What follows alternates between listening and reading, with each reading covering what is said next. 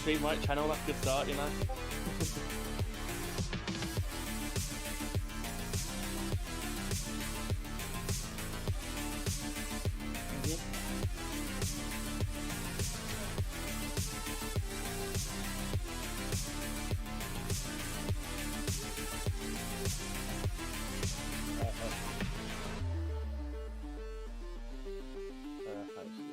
It looked like it was a pretty decent-ish race last night in Tier 3. I didn't catch all of it because I was racing myself, but it looked pretty decent from what I caught.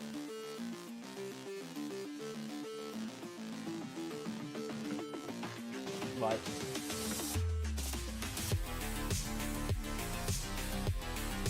Okay. Well, hopefully we don't have a red flag, but,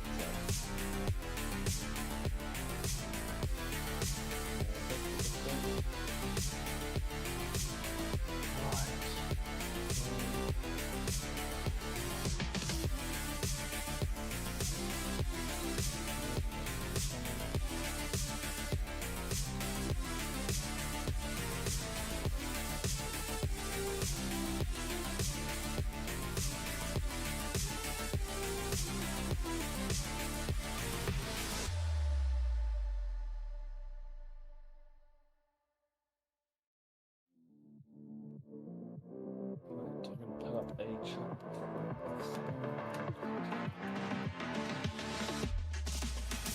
Oh, they're corner lanes. Oh, good, there's corner lanes. Good. I'm not doing that before.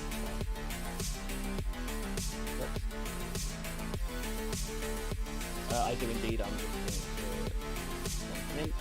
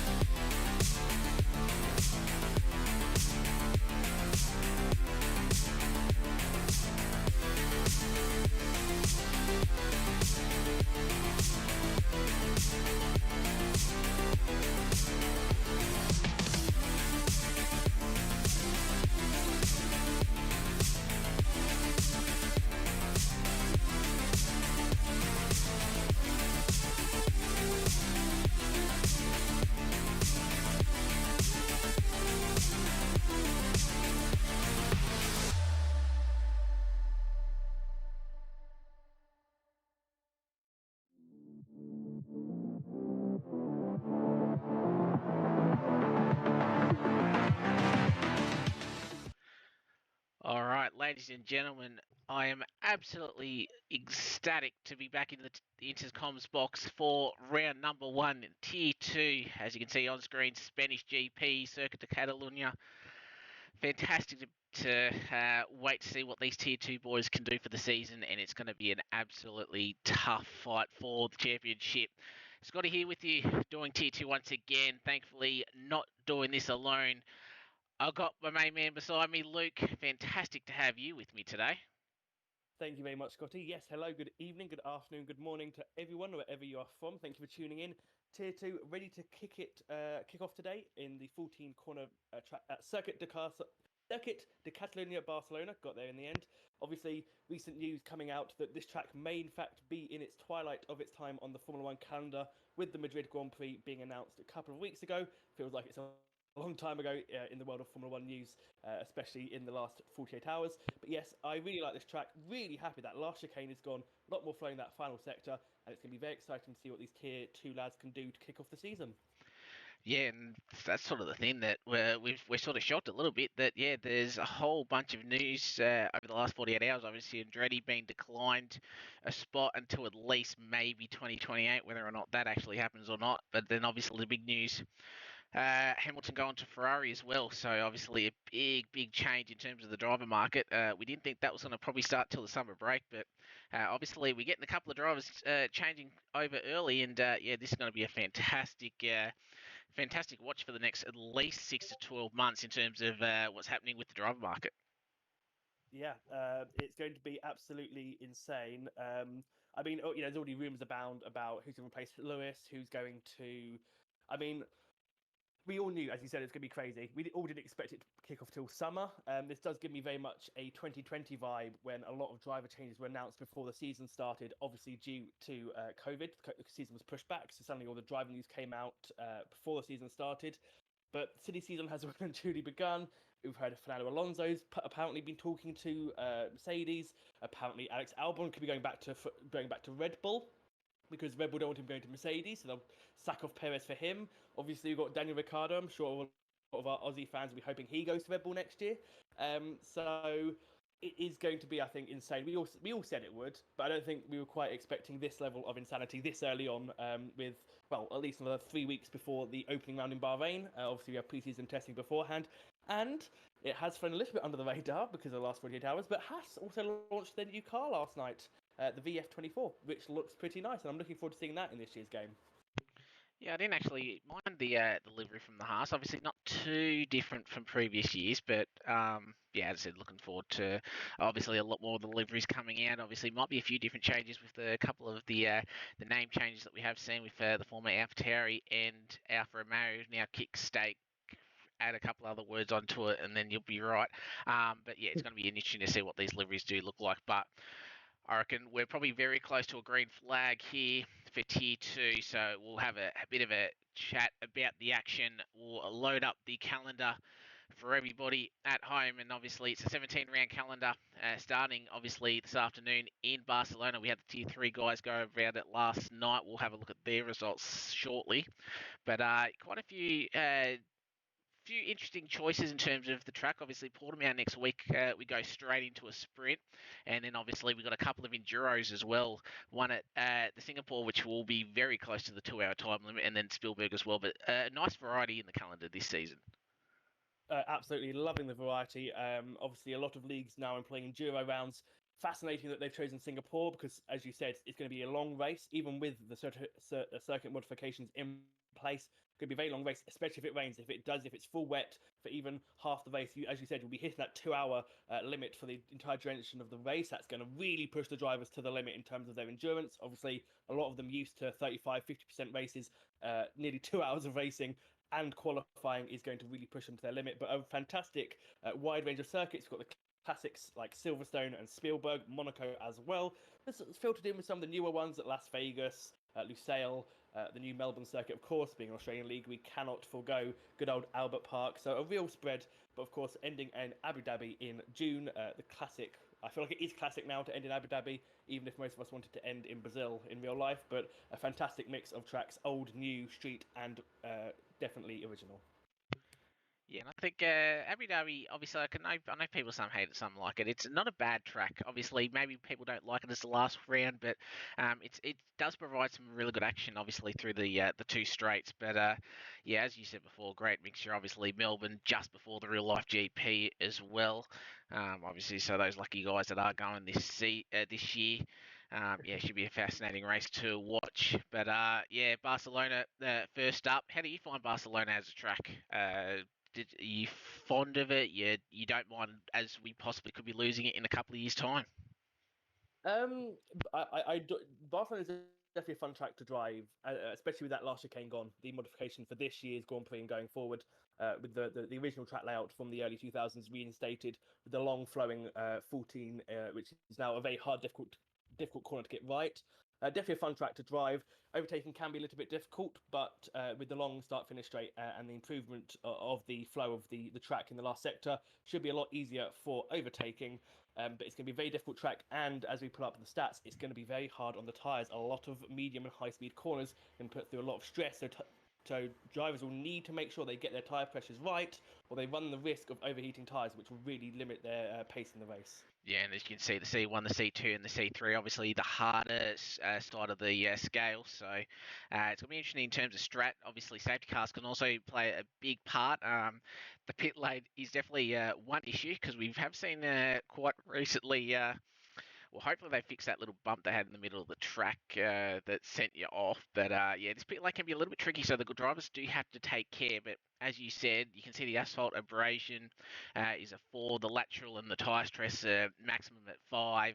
So as I said, it's very, very hard on tyres, and you would find at least a medium hard or a hard medium probably the best way to go. But if we get a couple of safety cars tonight, you're going to find the two stop just trying to be on the freshest tyres possible. That's going to be your way to victory today. Absolutely. I mean, in theory, at a track like this, the two stop is theoretically would be quicker, but due to the length of the pit lane, the time lost, you simply can't make it up. Even if you were to pit 12 laps from the end, fresh set of softs against people that are on very old hard tyres, you'd make up positions, but you would not gain back the time you'd lose under green flag racing. Now, safety cars that will throw a curveball into the mix, you can get that free pit stop, or even under virtual safety car, get a much shorter pit stop, lose a lot less time. But it will probably be most teams will be gunning for the one stop, assuming that it is purely green flag racing. As you mentioned, the pit lane entrance is very hard. They have fixed the bump that was originally on the track when the game launched. That bump is gone, but a lot of people still get caught out because they go flying into the pit lane. They cross the track. They get marbles on their tyres, and as we all know, marbles are the bane of our existence here in Formula One and the Formula One community. You get marbles on your tyres, you're entering the pit lane at 130 miles an hour, nearly 200 kilometers an hour, and you just simply understeer on old tyres with marbles on them into the wall, and it's game over because an F1 car hitting a wall at 150 kilometers an hour, 9 times out of 10, you're done for. So it's going to be very interesting to see what drivers do, how cautious they will take it, or if some will go balls to the walls and try and push as hard as they can just to gain that little bit more time on the pit lane entrance. Yeah, and that's the thing. It's very easy to lose time around here. And speaking of drivers, we'll find out who's our drivers for this afternoon. You got Ego and Maddie. There are a couple of late changes, I believe, so this might not be completely up to date. But Ego and Maddie in the Red Bull, Medi in the Aston, Powers and eBay Boy in the McLaren, Cuds and Ethimon in the Williams. You got the Battle Cat and the letter P in the Alfa Romeo. Mercedes, you've got Brian Bromley and Luke Fallow. That's going to be a very, very quick Mercedes team for Tier 2 this season. So looking forward to that one. Granny and Jenneth in the Ferrari. Jenneth sort of has come out of nowhere with his pace. Tier 3 last season, but even in the pre-season races that we've seen, he's got a lot of pace, and you're going to expect him quite high up in this Tier 2 field. Absolutely.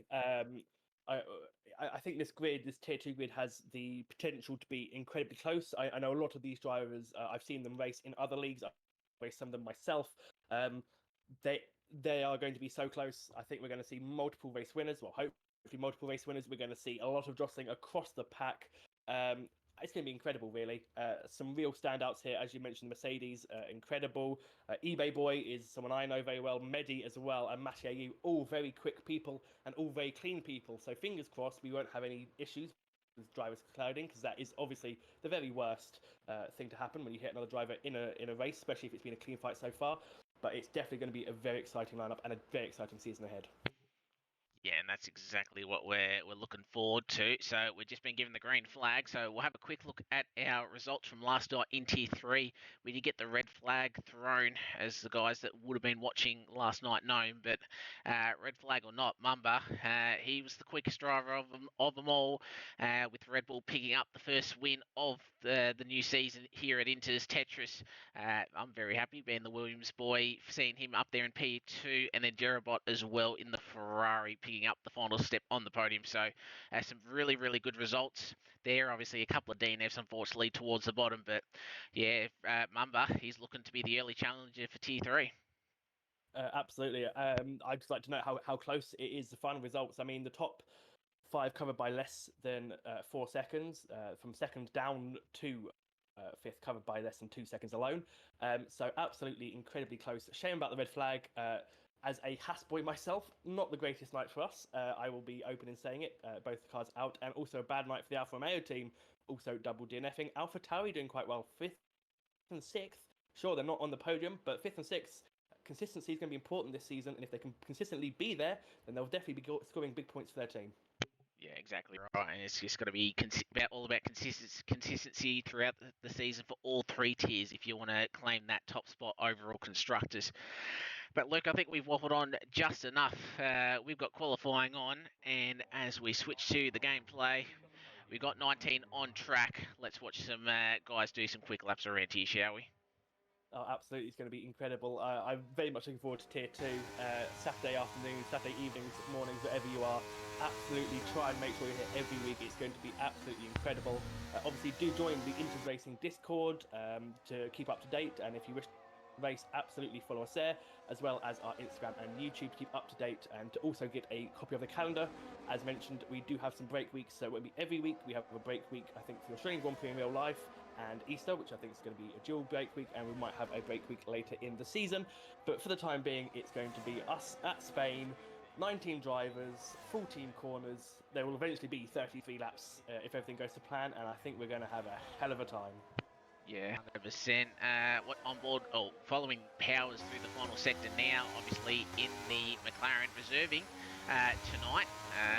One of the McLaren boys couldn't show up. So Luke, do you want to take us through this 4.6 kilometre circuit with Powers?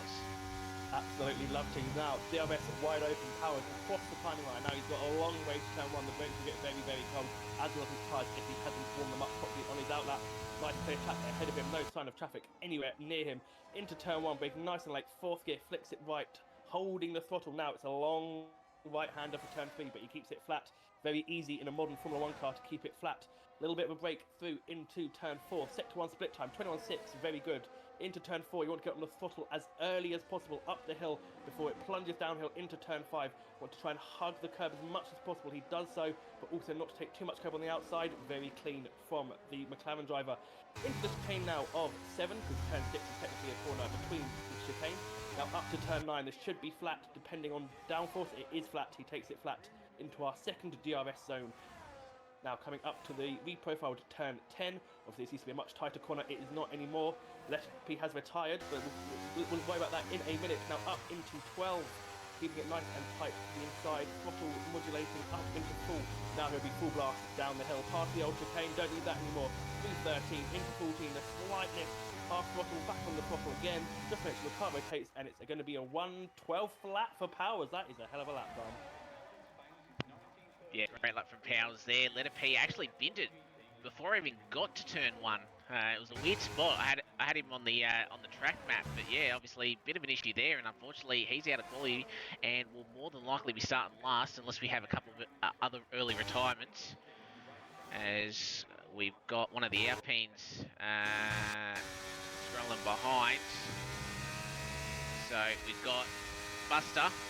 So Buster looked good last season. Hopefully we can get him further up. No, he's just starting a lap time. We got Brian Bromley setting a good lap time of a 12.3, 3/10 off, nearly 4/10 off Powers. So Powers, he had a really good banker.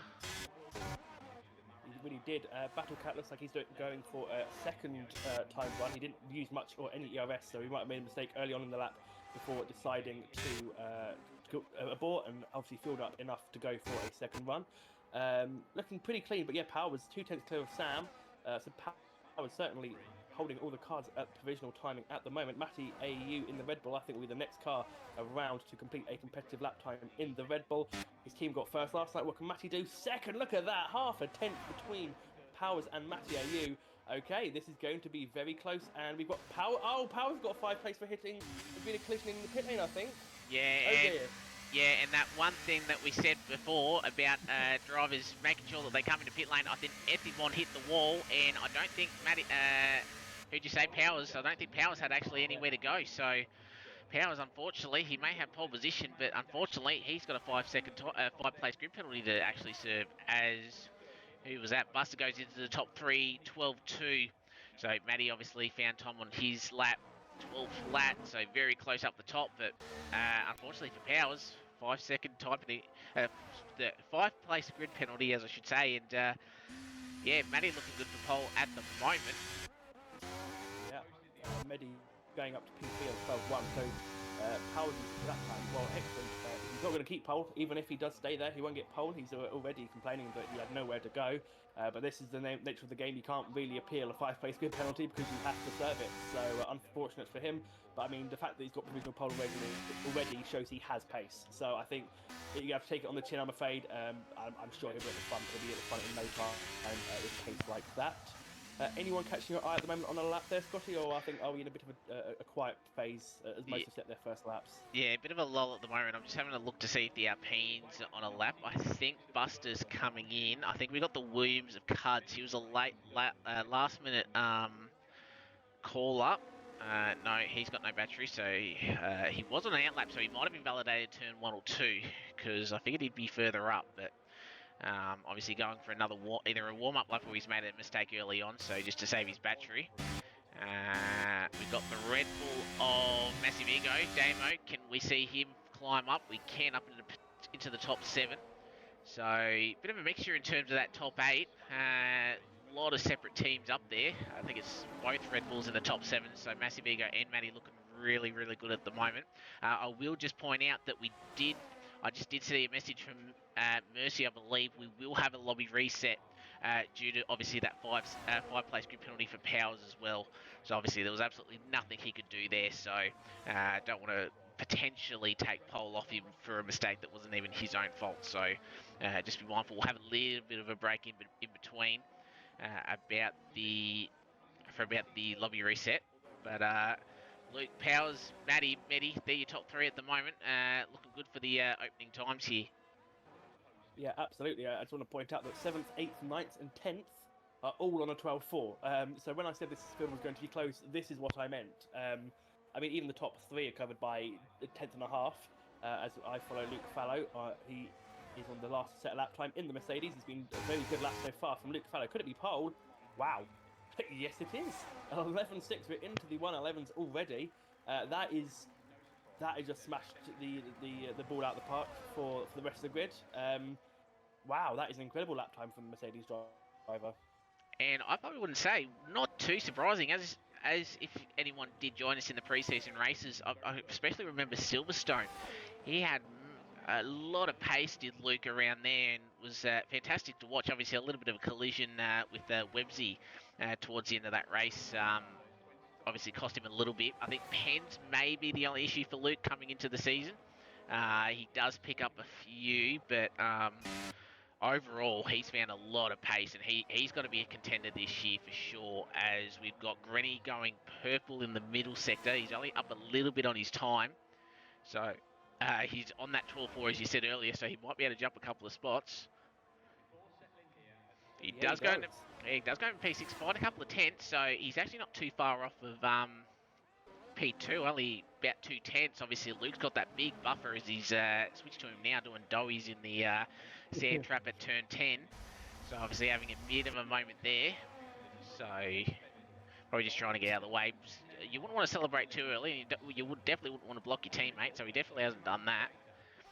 As we try and find another one on a lap. You got Ego, but I'd imagine he will be coming in. He is. Buster's on the lap.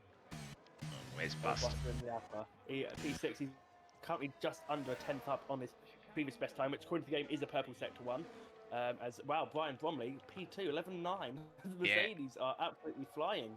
Yeah, I was about to say that. I did just catch him crying across the line, and both Mercedes into the 11s, the only two at the moment. But as I said, Powers isn't too far away, and Powers will still have a chance at pole with that the grid penalty going away from him. But Buster, as you said, he was up in the first sector. Unfortunately, he's lost a little bit of time in the middle sector. So we'll see if he can carry some speed through as someone's taken out the one of the boards. That's one of the Ferrari just getting out of the way. We're coming around the final corner, turn 14. He'll have a bit of DRS before the line. Can he improve his time? He does find it, and it's just enough to bump him up into P5 ahead of Medi. So those two swap positions, but yeah, so Buster just losing that little bit of time. So we know he's got time on his final run as Ego has invalidated and coming into the pits as we speak. We've got Brian, who just set that quick lap to go onto the front row. Yeah, absolutely incredible lap there from Mercedes. Medi in the Aston Martin was 3 tenths up in sector 2, so if he keeps the lap together, that'll put him on the second row. Is it being good enough for pole? Ooh, not quite from the Aston Martin. He splits the Mercedes, but he's still half a tenth off of Luke Fallow, but that of itself is an excellent lap there for Medi, splitting the Mercedes and putting his name firmly in the ring for pole position. Matty finds a 10th and a half and moves up into the top 3 on the 11.9, so he's in the hunt as well. Oh, as we've got a bit of an issue here. We've got an Alpine and an AlphaTauri through after turn 12, so I'm wondering if those two have had contact. We haven't got any penalties for everybody, but obviously the guys are trying to get out of the way of everybody, as we do have that Ferrari where if it lets me go onto it, Jeneth goes into the top 10, 12-3. I feel like there's still some time for Jeneth, so I wouldn't rule him out. Evo was just about to start his next lap, as we've got just over 6.5 minutes left to go in the session. So first round at Inters for Tier 2. And we are at Barcelona. Sam crossing the line to start his next flying run. Currently in the top 8 at the moment. Yeah, God, Sam, totally not biased in the Haas camp. Haas bias, what's that? But yes, Sam currently sitting in 8th position. Powers just invalidated. Yeah, he validated on the last corner, but he would have moved himself up into the 11.9. So I don't know if he was just ahead of Brian or Matty, but yeah, just obviously running that little bit wide off the racing line. And unfortunately, that is his lap done. Jeneth, I'd imagine, will be coming into the pitch. What about his teammate? Where's Greeny on an out lap? Then we got the two McLarens, not Powers. We want eBay Boy, who was on a flying lap. He's up by half a second. That will put him about a 12-1. And I reckon he's probably got a little bit more time in this final sector. So could he be the next driver to hit the 11s? He's got 2 corners left to go. Obviously, the reconfigured track, it's a lot more free flowing through here. He hit the inside curve just a little bit. Powers has crashed out at turn 9. eBay Boy goes into the top 6, just behind his teammate. So unfortunately, Powers, he'll get that penalty removed, but unfortunately, he's done in P6 as Buster's been disqualified from blocking the pit lane. So oh dear. Oh, he's stopped trying to let the guys go through. So a lot of drivers were obviously coming down the front straight. He obviously went slow, maybe just a little bit too slow through that sector. And unfortunately, hopefully these guys around him aren't on flying laps, so they don't get blocked. But that's the worst case for Buster. He was in the top 10, and unfortunately he's out. Yeah, that's unfortunate because he was slowing down, as you said, to let drivers through. The driver he was letting through, Sam, had just finished his lap to go 5th. So Buster didn't actually need to get out of the way. Obviously, he probably didn't know that in the cockpit, so that's not his fault at all. But it's just an unfortunate thing. I don't know how this is going to be resolved because we can't say where he would accurately be, as Granny abandons that lap into the pits. Keep out the wall, so Granny will not be. Not taking any damage, but it's been quite an eventful session. We've had Powers get a penalty, which obviously will be not applied after the lobby reset, but then crashing out regardless. Buster's been disqualified for apparently blocking the pit lane. And this is only Q1 or the first qualifying session of a long calendar. So if this is what qualifying is like, I dread to think what the race will be like. But it's been incredibly close. Look at that, the top, what's that, 5 covered by less than 3/10, all in the 111s. That is just incredible. I'm going to use a phrase from one of my co-commentators from another league last night. You could throw a blanket across the entire league if they are this close together. So yes, absolutely incredible here from Tier 2. Yeah, and Spain always provides that sort of the nature being that it is a quick track, obviously a lot quicker now with the last chicane sort of gone, that you are hitting as we say, a 71, 72 second lap, that it is going to be really, really close. So any slight mistakes that you do make on your lap is obviously costly. As I just try and find Jeneth, who's on his out lap. So next one possibly could be Dan the Racer in P14, but he's invalidated as soon as I went on board with him. So apologies for that, Dan. Hopefully whoever the Alpine TP is, they don't hunt me down. But Dan, I think, was a late call up as well. So I believe he raced last night from memory. So Dan obviously doing double duty for Alpine, or at least double duty for himself anyway. As we've got Batman coming across the line, goes P13 on a 12.6. So good to see Batman in Tier 2. He's finding pace with his PC. So he's getting up there. Ego's going to start his next flying run. And I think the Battle Cat, he's invalidated. So he's going to try and save a bit of battery to go for a final run. We have got 2:19 left on the clock, so he can't come in. So he's not going to have enough time to come out. So this is going to be the final 2-minute shootout. Can Luke hold on to that very small margin that he's got over Medi and Maddie? I mean, it's absolutely possible. It's going to be quite interesting. As you said, 2 minutes on the clock. So if you're going out for another lap, they'll be going out now. Jay Mann, one of the last drivers to not set lap time, he's going to start his lap. So we will have everyone that's left in the session setting a lap time. But it's so close. It's unbelievably close. I'm going to be talking about it all session. I think how close this field is, this grid is, the talent, the skill. It's going to be incredible going forward. I mean, this is round 1. So if we can have this for the entirety of the season, it's going to be an absolute cracker.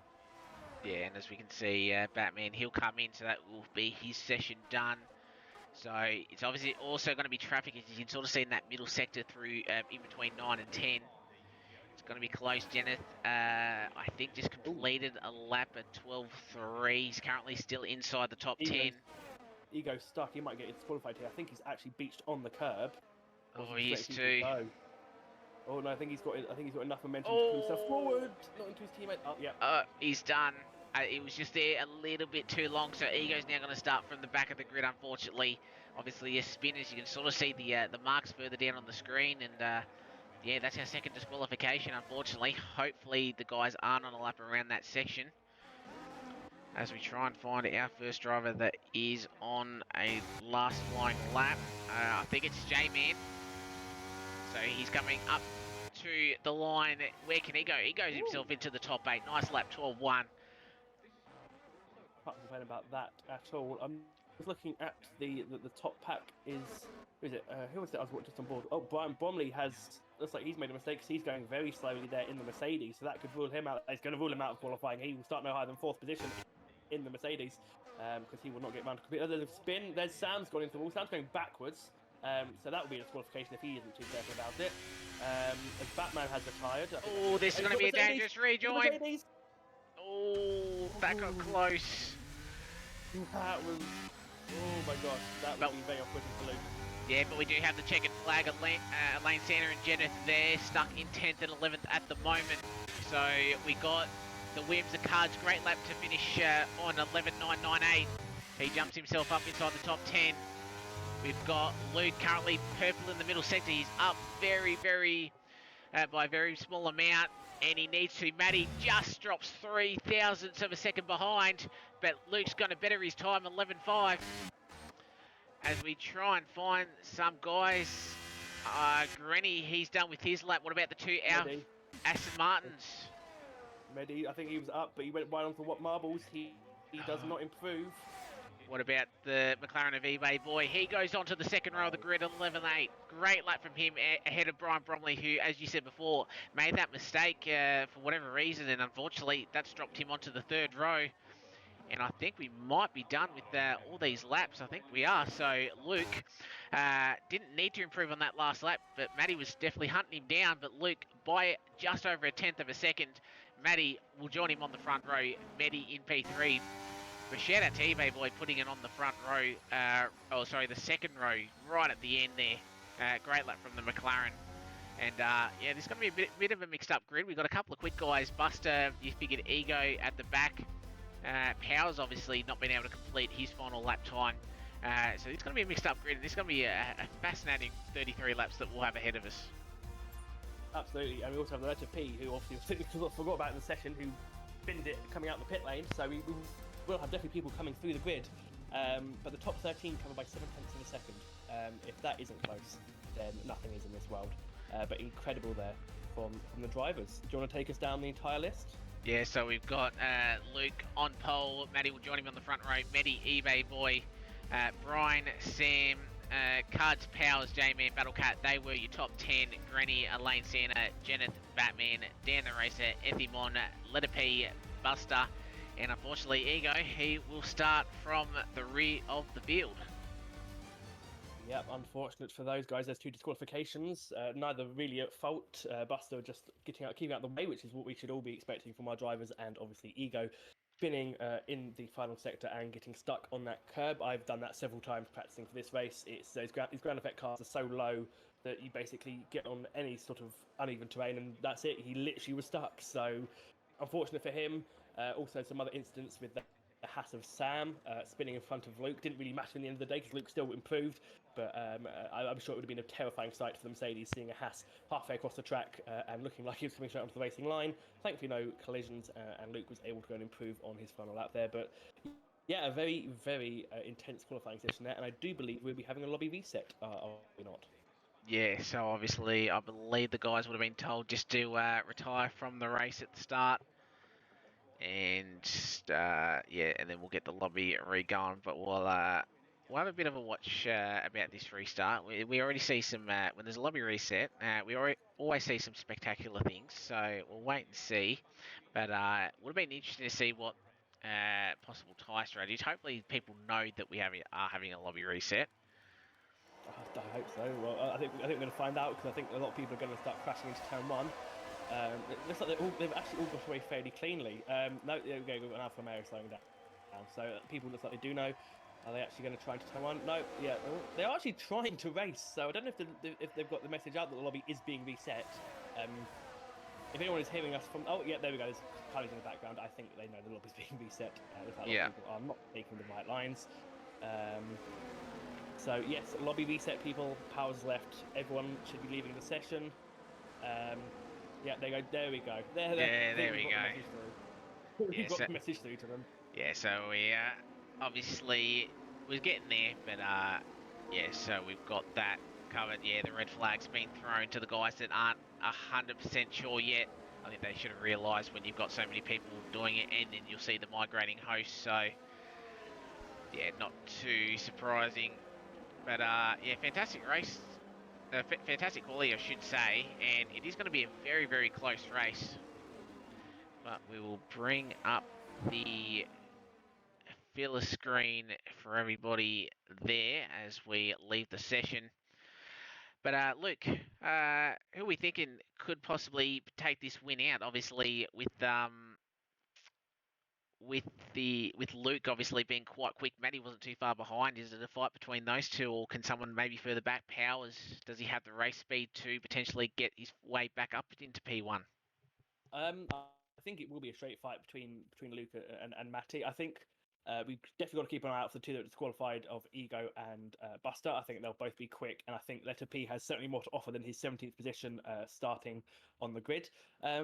I think actually what could be quite interesting is we know the Mercedes are quite far up there. I don't know why my name's on the top of the list. I wish I did get pole for tier 2. I wish I was in tier 2, but they got the wrong Luke there. But if we forget about the fact that it's the wrong Luke, yeah, it's gonna be very close. I think the fact that the Mercedes, they are relatively close together. Well, at least I thought they were. I can't see the other Mercedes on the list. Okay, there goes my hypothesis. But the McLarens are pretty close. I'll take the McLarens. The McLarens are pretty close. We could actually see some teamwork here, trying to perhaps hold drivers up if there's undercuts or overcuts. It'll be very interesting to see if there is any teamwork between them. The McLarens are the closest on track. The Aston Martins are also there. So it'll be very fascinating to see if we do have that team role dynamic playing into it. But yeah, Luke is, I'd say, my current favourite for pole. He's a 10th clear, which is not a small margin at all. Yeah, As yes, I didn't know I got P1 either. Oh, there we go. We got yeah, the I'll right change Luke it. now. Yeah, made sure I had the right graphic. Obviously picked your name out of the hat before the other Luke. So, but I'm obviously, flattered. I'm flattered, and I wish I was in tier 2, but sadly, it's Luke Fellow. I cannot take his glory. but yeah, obviously Luke by, as you can see, 0.128 of a second. But you can even see top 10 covered by 0.6 of a second. And as I said, there's a few guys further down that obviously Buster would have been right up there. Damo, as we know, would have been right up there as well. So there's definitely a few guys that are probably a little bit fuming that they got disqualified or just made sort of slight mistakes. So obviously they'll be looking to go forward into the race and move up a few positions. But yeah, it's going to be a fantastic race. As we said prior, hopefully we aren't too far away. I'm back in the lobby and spectating. There we go. So yeah, going to be interesting. 19 drivers, so obviously a couple of late outs, but in terms of the overall, as we said, Mercedes are really strong outfit. As you said, P1, P5 at the moment. Sam doing a good lap there in P6 in the Haas. Who are we thinking, at least for Tier 2? Any teams sort of sticking out to you, Luke? The aforementioned Mercedes. I'm not sure where. Where's we've got Brian and oh yeah, Luke's on pole. I can't believe I just missed that. That's very far at the moment. So Mercedes are definitely up there. McLaren would not discount them at all. The Red Bulls, I know Matty's second and Ego's 19th. It looks bad on paper, but I think, as we mentioned, Ego will definitely have an excellent pace advantage, as will Buster. So, if anything, 3 teams I'm going for: Mercedes, McLaren, and I think in the long term it will be Red Bull up there. What about you, Scotty? Who's going to be your pick for the teams that will come forward? I'm sort of similar with you with the Mercedes, but as I quickly we'll switch to the full time lineup. So this is going to be your full time drivers going forward. Obviously, Daniel Starr in the Alpine and Buster. Alpine's looking to be quite a strong grid as well. I don't we haven't got Callie in either, so Callie's got some good speed on him. Williams as well, Broken Reptile and MX. MX was probably one of the quickest drivers in the preseason race at Bahrain. Obviously, underfueled a little bit too much, which cost him the race win because he had to save that entire last stint. So Williams could be strong in tier number 2. Marty B obviously as well. I believe he was still runner-up. He was pretty much the consistent man. Unfortunately, we couldn't hope to get him a victory. Would have been nice to see him on that top step, but he just fell short from Mercy. So he's definitely going to be one to look at. And obviously, eBay Boy we saw with a bit of speed as well. Ploidy missing the Aston Martin, Medi and Ploidy. That's actually going to be a strong tier 2 lineup as well. Oh, absolutely. It's going to be. I think it will, as we mentioned, it will be down to consistency. Um, it will be down to team play. Um, it may surprise people somehow in this day and age, but working as a team in qualifying in the race is such a beneficial to all drivers. I mean, even little things like toes. I know that we are going to go to some pretty high speed tracks. Mexico, for example, is definitely a track where if you get the toe down to turn 1, can actually be a massive benefit. Obviously, cannot be forgetting. I believe we are going to Monza. I'm trying to pull up the calendar, but I believe we are going to Monza later on. You know, a tow around there is also incredible. So you will have to work as a team. I know it's difficult in league racing because a lot of people go, "Why should I sacrifice my race for my teammate?" But if you can get that cohesion, that working togetherness, it can really pay dividends in the long term.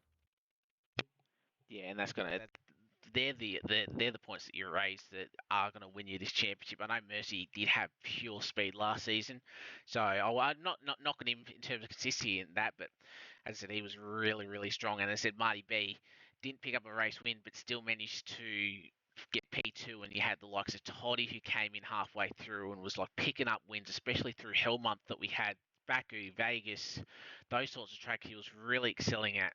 And obviously he had Gordo, who obviously could only do a certain number of races as well. So you've got pace, you need consistency, and as you said before, as we have a look at the calendar, there's a whole mixture of tracks. And new to Inters, it's the enduro races, your 2 hour Yeah. long events, and that's going to be when you fatigue. Spielberg won't be too bad, obviously. I know it's 70 odd laps and it's only about a minute 5, minute 4 lap time, but it's going to be Singapore. That round 5 is going to be your your really good test of how these guys go in terms of management and probably patience as well. Because Yes. we saw a few times last season in all tiers that patience wasn't quite there with a couple of drivers or with a few drivers at times, and that cost them big time. Singapore will be a really big test of that, especially at 100% distance. Yeah, absolutely. I think that's a thing that we got to look at, and would be my main advice to all drivers across all tiers is patience. You get caught up in the heat at the moment. We've all been to that moment in league racing. Someone's coming around you outside, you're inside, going to overtake you, and you go, no, you're angry. You may have had an incident earlier in the race, and you make a stupid thing or do something stupid, whether that be a stupid defensive move or a stupid overtaking move. These races are long. These enduro races are going to be very long. Spielberg, as you said, it will be. There might even be people that get lapped, depending on the pace differentiation. 71 laps, that is a long time to run. But you have to be patient. The race isn't won on lap one. If you think you're not going to be able to make a move, but you think you have the pace advantage for the rest of the race, don't make that stupid move. Don't ruin your race. Don't ruin your team's race. Don't ruin someone else's race. There will always be a later chance, especially if you have that pace advantage. So you just got to be very careful with what you do. Yeah, and obviously patience is one thing. Obviously, then you switch it around to the opposite. Portimao, Silverstone, and then Spa, you sprint. So obviously less laps to get some moves done. I said that might be a little bit more aggressive, but as I said, Spa is a great track to drive around. Same as Silverstone. To be honest, Portimao is probably one of my favourite. It could be a pad track that might give me a little bit of an advantage, but that's one of the only tracks that I do well on compared to certain other guys in Tier 1. So looking forward to a few of these tracks. But yeah, it's a fantastic calendar. SJ sort of said it in the chat that he likes the calendar, so we'll appreciate the compliment. But yes, plenty Yeah, of action absolutely. plenty of action across all these tiers, all these circuits for all 3 tiers. And yeah, we saw a good one last night. Hopefully, we see a good one tonight, and then obviously Tier 1 tomorrow afternoon. It's going to be a fantastic new season for Hinters for the next 3 to 4 months. It is. It is a really, truly fantastic calendar. I'm sure that we will both enjoy our pads at these tracks in Tier 1, but it's as I said at the top of the show here, it's such a variance of track types, and the enduro rounds, the fact that Spielberg is your run-of-the-mill enduro round. I feel like it's a classic track. It's not the hardest track in the world. You'll have to be careful with corner cutting penalties, but Singapore is going to separate people, and it's going to be fascinating to see that. It's going to be a long time in the comms box. It's going to be a long time in the car. But it's a fantastic calendar. A lot of tracks apart from Monaco, because it's Monaco. A lot of overtaking opportunities at 99% of these tracks. So it's going to be absolutely fantastic. Yeah, and as you said at the start as well, Singapore with heavy rain. I've done a 100% race at Singapore where we've had heavy rain for the majority of it, and we actually hit the 2 hour mark and didn't do 2 laps. Did do the final 2 laps. So yeah, that can be a slog for guys, but at least the third sector is just a little bit easier to drive compared to the 4 tricky corners or the 4 slow corners that could be a pain in the ass, and a few drivers going into the bridge, trying to go under the bridge, but we'll have a chat about that later on when we get to that in about bit over a month's time as we load into the event. Just a quick message. So we're going from the end of the quali results with the penalties applied. So if I bring up I want that one. So as we quickly bring that up, as you can see, there's the grid order that they finished in quali. So I believe Power's 5-second penalty will be applied. So he'll drop down to P13. and Buster and Ego will still have their disqualifications counted for, so they will be your final two lining up on the grid, I believe, as we load into the session now. Yep, and people do remember your setups, because obviously setups are being reset, so do not forget to slap your setups on, or you will very much struggle. But yes, it does seem like the penalties will be applied. Obviously, Buster and Ego, I think the disqualifications had to stand, not because they deserved to be, but because purely that we couldn't guess where they were going to qualify, because it's not fair on the cars behind by putting them there by saying, oh, well, we think they could have ended up there. So, yeah, it's a shame, but as I said, those two are absolutely rapid. So don't forget your setups, people, and keep it clean out there, because I think we're going to have a fantastic season, and let's not mar it by having a poor round one. But I have full faith in this grid. I have full faith in this league that we're going to have a very clean and exciting race ahead. Yeah, and as you can see, we have dry conditions for the start of Spain. I believe it's dry the entire way, obviously using realistic weather. So I'd imagine we'll be completely dry. Must be quite nice in the middle of Europe, but we do have the 5 red lights. Our first round of Tier 2. We're underway. Luke and Matty on the front row, and it looked like Luke got the initial better start. Matty having the fire lane. We've got a Williams at the back on the grass. But as we go into turn 1, a little bit of contact between Matty and Luke. We've got a yellow flag at the back, and Letter P has gone already. Oh, and the Alpines have collided. Buster and Dan have hit each other. So, oh dear. Yeah, bit of issues at the back. Brian picking up a 5-second time penalty. And I believe we've lost Granny, and who's you can see there on the exit of turn number 2. And the letter P as well. The letter P has probably had a shocking round 1 as you can have.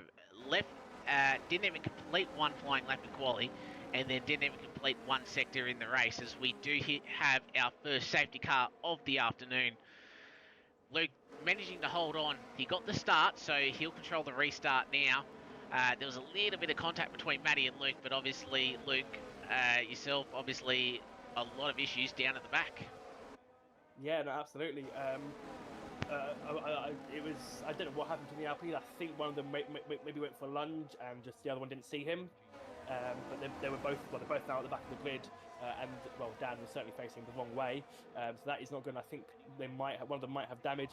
I don't know what happened to Granny. Looked like he just lost it of his own accord through turn 2. Letter P, yeah, turn 1 here is quite dangerous, purely because it's a medium speed corner. It's not like your heavy braking's only into a hairpin, or it's a flat out corner that you don't need to worry about in these cars. It is very tricky on the first lap. We've seen many incidents in real life, and we've seen incidents here in turn 1. Full safety car deployed. I doubt many will pit unless they have damage. But looking at the tyres, everyone's gone mediums apart from Sam, who's gone hard, and Ego, who's gone soft. So a lot of conformity here from the whole grid, as Buster does jump into the pit lane. A lot of conformity here from the whole grid, and a lot of them picking the mediums, so we'll choose to do medium hard. But Sam looking to do the reverse, and if he can keep up with the top 4, be in a fantastic spot. Ego was obviously, I think, hoping to use the softs to actually push forward, but now safety cars are probably very much curtailed his plans, as Medi... Yeah, there's some front wing damage. Medi's got no front wing. Brian's got some front wing damage as well, so... it's always the case here at Spain. Spain's one, Spa's another, that they just... You just got to be careful when you catch the safety car, because the safety car doesn't move straight away when you catch it. So when you're in a train, you've got to be careful, and unfortunately... Medi, he'll get that 5-second remove only because as you can see, he's got that damage to his left front end plate. You got Brian, who's picked up. Well, Brian's got no front wing, so he's definitely coming in. And see, the issue is because it's only lap 2, you're not going to take hard the rest of the race, because they may make the distance, but you're going to be so slow on them. And around this track, fresh tyres is key. And once you get above a certain percent, I'd even say probably 30-40%, you really struggle compared to fresh drop tyres here, so they're automatically going to a 2-stop. Hopefully for their sake we should go around once more, which I believe we will. So you're going to see a few guys come in. So Buster obviously going on to the hards. I don't think he had damage, but I think he just wanted to switch his strategy up just a little bit, I think, as we still got more guys trying to overtake people. Come on, guys, you know the rules. I spoke to Dan, and he looked like he was giving Ego a massive push around the last corner, as we do have those I'm not sure. I can't remember off the top of my head what the damage settings are, but obviously with the front wing gone off of Brian Bromley, that means he's had a massive thwack with the car in front. I'm not sure. Again, I could be wrong depending on the damage model, but we could even be having people in this lobby with currently now have diffuser or rear wing damage. At the moment, I can cheekily cheat and actually see all that damage for a lot of these guys. Thankfully, no one's got any diffuser damage or anything like that. I believe we are running standard. I will just. Because that would truly be a race ending if you have rear wing damage at this track, because it's such a relatively high downforce circuit. Yep. You've got a lot of like turn 9 with a damaged rear wing it's unbelievable. You'll have sudden snaps, and if you're on a pad, those snaps can very quickly end up being spins. I'm sure they can be for wheel users as well. But if none of them have got rear wing damage, that's good. Brian's slapped on a set of softs, so Brian's going to go very aggressive now with his try and come back through the field. So he's obviously pushing that 2-stop strategy, but going very aggressive in doing so. Yeah, so obviously 30 laps, so he'll probably try and stretch this off medium now. As you can sort of see, he has got a 5-second time penalty. And please don't tell me that he's just sped in pit lane. 5-second time penalty.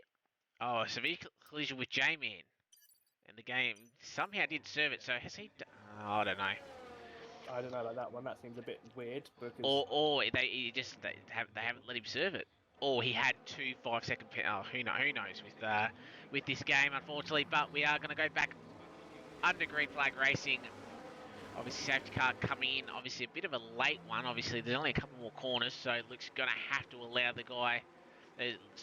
allow the safety car to get away. Matty hugging right near that rear wing of the Mercedes. And as we go green, it's when Luke goes, which will be right about now. It keeps within the white line, so we're back on the way. Lap 4 of 33. We only got about 3 corners before our first safety car. As we get the run down, Matty's going to go and get this job done early. Down the inside, Matty gets the job done, but can Luke get the switch back? He can't, so great job from Matty. He takes the lead of this race early on. eBay boys up into P3 with the two, with Brian and Medi, 2 guys up the front having an issue. Batman's down into P17 as well, so I think he may have disconnected or he's had a bit of an issue. As we see Sam and eBay boy going side by side, a little bit of side contact. But they just managed to get through the corner, but they're still side by side. You can't really force the issue through 7 and 8. Oh, and as I say that, J-Man hits, I think, the inside curb. He's recovered nicely, but Jenneth goes up the inside. Oh, and Jenneth still just trying to fight to gain positions from J-Man's mistake. So plenty happening on this restart. Here comes Ego around the outside. All the after pushes him a little bit wide there, but I think Ego's still going to keep it. He's going to keep his nose in. He is. He pushes him back a bit of wheel-to-wheel barging. He's made it through as, oh god, Medi and Bus are going side by side. Not a corner where you go side by side. It's literally over 150 miles an hour, 200 kilometers an hour. He just about holds it, but Luke's going to go back to the lead, I think. Luke does up the inside of Matty, gets the move done more or less before the corner has even begun. Sam seems right at Eway Boy as the other McLaren is there inside of Cuds. But thinks better of it. He does get ahead of Cuds, but thinks better of potential moving Sam. Matty back down second. I think these two are going to keep going backwards and forwards throughout the entire race, overtaking and re-overtaking, but they've already got a 2-second gap to eBay Boy, so the gap behind is not a worry for either of them. The same can probably be said for Jenny. He's currently at the back of this train from eBay Boy downwards. A bit of a gap there to massive Ego in the Red Bull. eBay Boy really struggling at the moment. I don't know if that's tyres or whatever, but he's losing time to a guy on hard tyres, and that is not a good sign at all for the McLaren's race pace. Yeah, and I'm very surprised considering that Sam on the hard tyres obviously got quite a lot of pace, so it's not showing that Sam's eBay Boy's got any damage. He's just obviously just struggling with his heavy fuel potentially at the start of the race, but he's really struggling. Obviously, Matty and Luke, yes, they can fight each other and switch positions down before turn number 1. If they can really just work together, at least for this stage of the race, they can really pull out a really big gap, especially with eBay Boy really struggling, as Luke does set the fastest lap of the race, 15.1 early on. But this is going to be the battle that we're watching. Sam and eBay Boy. I think Sam's burning a little bit of battery to try and get this position. He needs to start clawing in the top 2. Sam down the inside.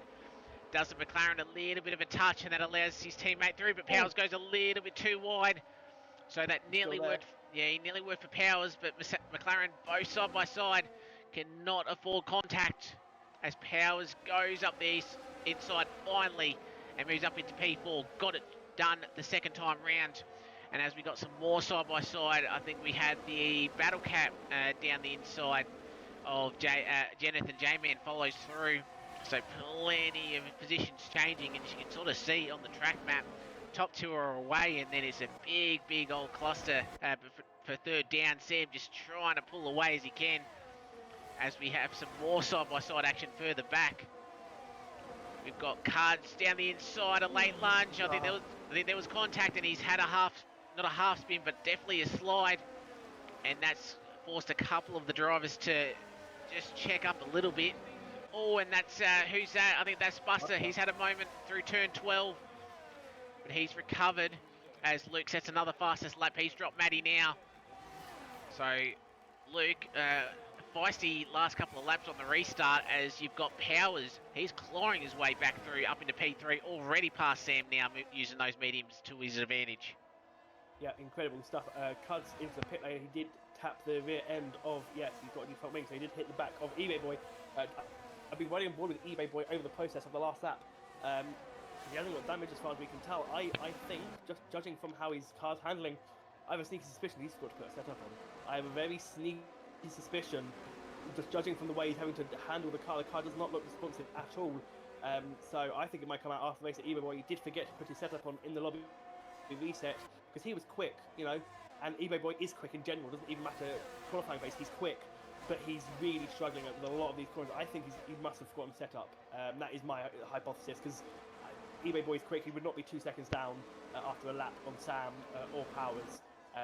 Even if he does struggle at Barcelona, it should not be this bad, and he was quick in qualifying, so I think eBay Boy may be slightly strung up in the setup department here, but it's looking very close behind him. We've got Brian Bromley on those softs as he had to pit at the end of lap 1 for the, at the end of the safety car, middle of the safety car, losing the front wing, about to possibly make a move to get up into the top 7, so a very excellent recovery from him.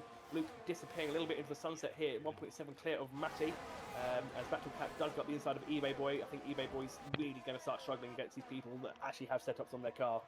Well, speaking of which, Battle Cat did get past eBay Boy, but sort of got compromised going a little bit deep, not his ultimate line. So, J-Man, could he go down the inside of the Battle Cat? No, he can't, but he does get past eBay Boy. And it'd be very interesting to see, as you said before, whether the setups, he should have still put him on a high downforce setup, but as I said, he just doesn't quite have the pace. And as soon as you get into a battle with someone, you're just constantly just fighting and losing positions. As you can sort of see, his DRS is quite low. He does get DRS from the group in front of him, but it's going to be the Battle Cat and J-Man fight as we see one of the Alpines running wide at the back. But I think we got Brian on those softs, using them quite nicely. He gets past the McLaren now, so that's another spot lost from eBay Boy. Hopefully maybe the hards might be a little bit better for him in terms of maybe working a little bit better with the setup, or it could just be that he's just struggling with the high fuel. We'll obviously find that out, but obviously you've got the leader 2 seconds out in front. Powers trying to catch the top two. J-Man and the Battle Cat fighting once again, and J-Man, and you can see a lot of the cars at the front of this train with their lights flashing, so they've burnt battery to gain positions early on, and this potentially could cost him, as Brian on those soft tyres goes around the outside of the Battle Cat, and Ego as well will try and do the same, as I think it's just got to be right for the Battle Cat, but we have a yellow flag at the back. I think we had one of the Alpines as we nearly go 3 wide through turn number 4. Massive Ego and Medi trying to fight his way after that front wing damage onto the safety car, and Medi gets the job done on the Red Bull, so Medi back up into P8, Brian back up into P6, so nice recovery drives from a couple of these drivers, and as I said, we're only 9 laps in of 33, so plenty more time to try and close their way potentially into a podium that they thought was lost. Absolutely, it's been incredible. I mean, Brian's been absolutely outstanding. I mean, I know he's on soft tyres and slightly fresher tyres, but I mean, those softs will go off fairly soon. But the fact that he's climbed up the order, he's up to 5th now. He's now more or less at the head of the train in J-Man. Is very incredible. I think that's amazing. Yeah, I will cut in just a little bit because I saw on my little data sheet that Sam picked up front wing damage, so he must have potentially run into the back of Powers, or he just had a bit of a snap somewhere, and unfortunately that's him done and dusted for this stint anyway. So he's going to go on. Oh, he can only go on to the. No, he's going to go softs. I think the mediums were a stretch going 23 laps, so the worst possible outcome for Sam, and he was running in such a good position, P4, but obviously a mistake somewhere in that lap has cost him to come into the pit lane, as we see the Battle Cat, or the Aston took a little bit of a lunge down the inside, pulled it up just in time, but as I said, Medi has got pace, he's on those medium tyres, and he's pushing the Alfa Romeo through turns 7 and 8. It is indeed.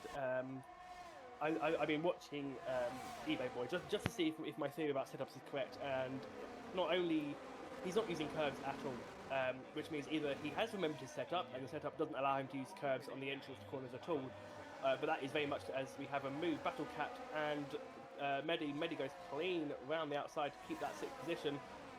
He's very much trying to push now if he can get onto the back of Brian Bromley, perhaps get DRS J-Man, his teammate, not that far up the road. But I think he may be a bit of a sitting duck on the start-finish straight. The lights are flashing like it's Christmas. Battle Cat with the DRS is... Oh, that's a bit of a... Why has he gone to the grass? I think he goes up the side. Yeah, I think potentially try to move on the go around the outside or take the outside line, but obviously went a little bit too deep. That's not going to help his tyres with some grass on him, and obviously he's got Jennifer up the side, and I think Jennifer's going to get the move done. So Battlecat moved up a few positions at the start, but he's sort of been swamped these last couple of laps, unfortunately. But further up, we did see Brian Bromley get past J-Man for P4, so using those softs nicely. So he'll go onto a set of medium tyres, I'd imagine, because those softs are 8 laps old, they wouldn't be feeling great. And that's the thing, even with the medium hard strategy around here, you don't exactly have nice tyres at the end of the stint just with the load these corners take. Yeah, no, absolutely. I would love to know, because I know the data's out there somewhere, what the crossover point is for the medium to the softs.